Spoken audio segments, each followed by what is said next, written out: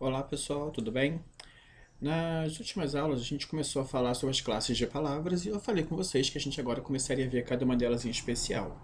Então a gente vai começar pelo substantivo, certo? Então hoje meu objetivo com vocês é mostrar conceitos e mostrar uma classificação que é comum aos substantivos, até para eliminar algumas pegadinhas que podem aparecer em questão. Então vamos começar aqui pelo seguinte, ó. Na definição de um substantivo, a gente encontra o seguinte: é uma palavra variável que nomeia um mundo extralinguístico e funciona como núcleo de sintagma nominal. Isso é a definição. E reparem que eu botei aqui em destaque, porque eu vou usar aqui rapidamente uma legenda para explicar cada uma dessas coisas que aqui eu estou falando.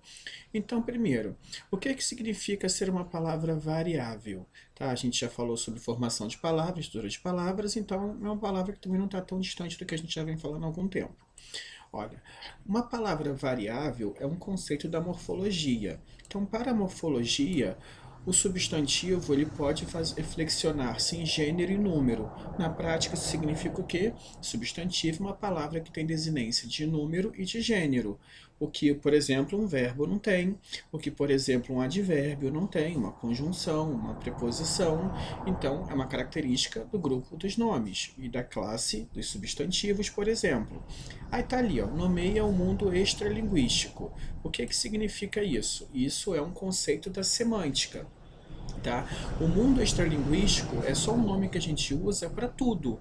Então, olha, isso, minha mão, uma roupa, tudo que a gente estiver tocando, usando, vendo, dando nome, é um mundo extralinguístico. Então, para a semântica, o substantivo é aquilo que dá nome para tudo. Então, tudo que tem nome, ó, por exemplo, eu estou vestindo um substantivo, eu estou usando um substantivo para escrever e para falar com vocês, eu uso esse substantivo e assim sucessivamente. Então, tudo que tem nome é um substantivo.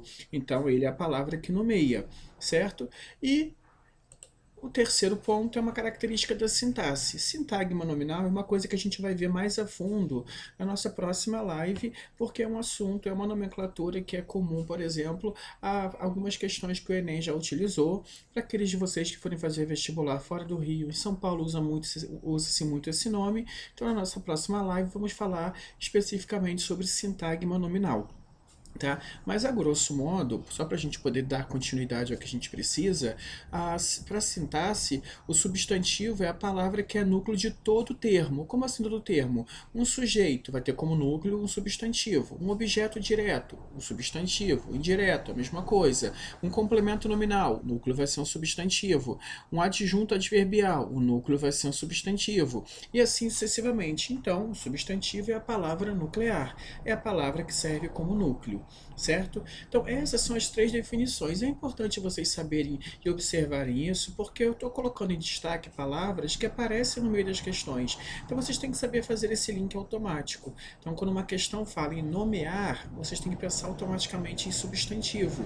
Tá? Nomear é o traço semântico do substantivo. Falou de sintagma, de núcleo de sintagma nominal, é o substantivo. Beleza? O substantivo tem ainda uma forma diferente de classificação, uma forma que o classifica a partir de diferentes critérios. Então a gente vai agora partir para uma classificação básica, vamos dizer assim, que os substantivos têm. Aí para quem pensou assim, Alex, eu tenho que memorizar essa classificação? Na prática, não. Por quê? Não é toda banca, primeiramente, que cobra essa classificação sempre e assim por diante. Mas, uma vez ou outra, esses nomes podem aparecer. E aí eu quero que vocês entendam que fazer parte de um grupo não significa não fazer de outro. Então, primeiro a gente vai ver a classificação do substantivo com relação à forma. Em relação à forma, ou seja, a estrutura, a palavra em si, o substantivo, se tiver um núcleo só, é simples. Se tiver um núcleo, não, perdão, um radical só, é simples. Se tiver mais de um, ele é composto. A gente até já viu a composição de palavras, é quando a palavra tem mais de um radical. Então, por exemplo, se eu pego casa ou roupa que aparece ali, só tem um radical, substantivo simples. Tá? Guarda-roupa e girassol tem mais de um radical, substantivo composto. Então, se a questão está se referindo à forma da palavra, o substantivo é simples ou composto.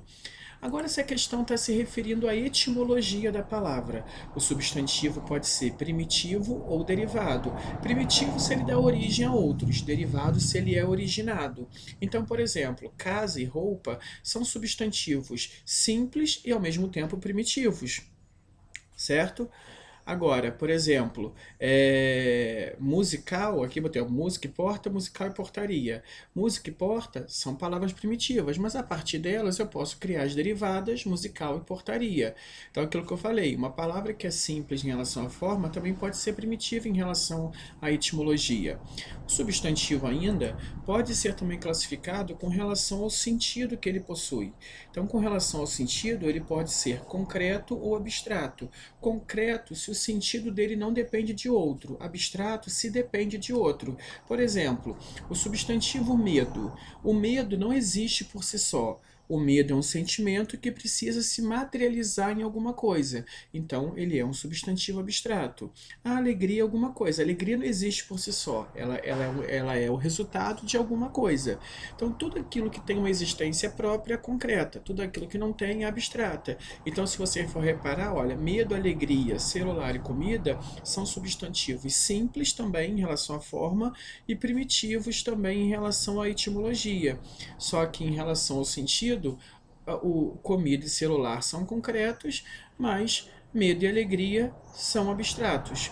Beleza? E a outra classificação que nós temos é a classificação em relação ao referente.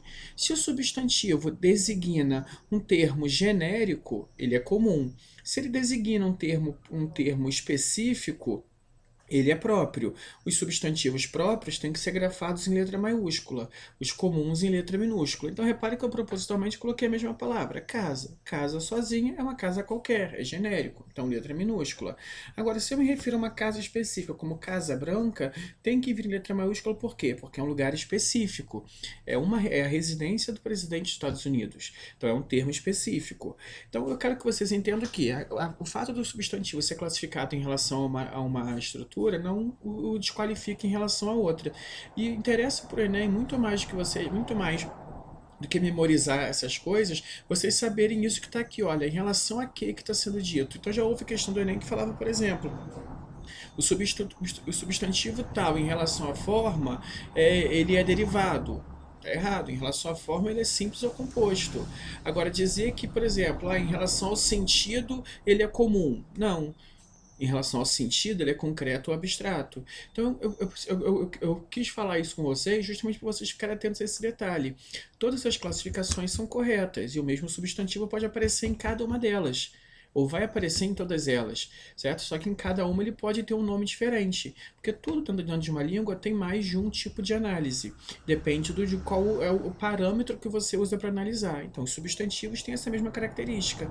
Em relação à forma, eles vão ter uma nomenclatura, a etimologia outra, ao sentido outra e ao referente outra. Beleza? Era isso que eu queria que vocês entendessem hoje. Se tiverem qualquer dúvida, é só me perguntar. E como eu falei, na nossa próxima live vamos falar mais sobre o sintagma nominal. É importante para o Enem e para quem vai fazer vestibular fora do Rio de Janeiro. Beleza? Por hoje, no entanto, é só. Agradeço a vocês e até a próxima.